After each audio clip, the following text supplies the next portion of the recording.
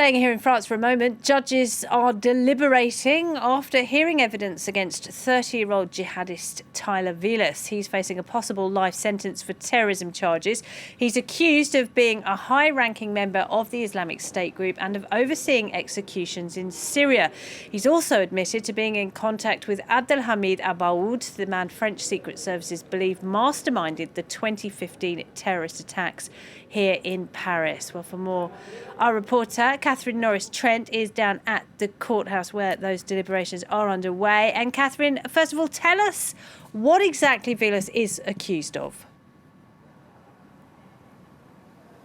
Hi there, Laura. This is a really high-profile terror trial here in France. Tyler Vilus is the highest-ranking jihadist, French jihadist, to face trial back in his home country for crimes committed in Syria. And he is accused on numerous counts of leading a terrorist organisation, which is a first relating to the Islamic State group's activities for a French suspect. Now, he was a member of the group's religious police in Raqqa. He admits that in Syria, and he rose through the ranks to become an emir, or a leader, of a group of around 40 French and Belgian fighters. And he's also accused of overseeing the execution of prisoners, and the court had to watch rather grisly video footage time and time again to try and identify his role. Now, he admits being part of the Islamic State group. He admits heading there in 2013 and trying to come back to Europe in 2015 when he was arrested.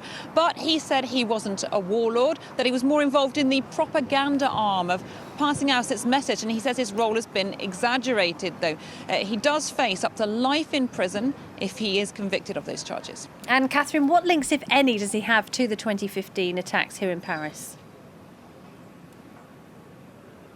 This is the question which has really been hanging over this trial. It's cast a great shadow on the proceedings because when Tyler Vilus was the leader of this group of foreign fighters, well, among the men he was fighting with and leading were several members of the terror cell, which carried out those November 13th attacks here in Paris in 2015 at the Bataclan and around the cafes and bars, which killed 130 people. Several of them he's admitted knowing very well. He maintained contact with the so-called ringleader Abdelhamid Abaaoud after he'd been arrested in Turkey, exchanging text messages with him saying that as soon as he got out of prison, he would act. And he admitted during this trial that he came back to Europe to die with weapons in his hands, those his own words. But prosecutors and the intelligence services have never been able to actually prove any concrete link between him when he was arrested in July 2015 and the terror cell. No proof that he was actually planning to be part of those attacks. And so he is not on trial for that, even though, as I say, it has cast a huge shadow over these proceedings. Catherine, thank you very much. Catherine Norris-Trent there. A court in Turkey is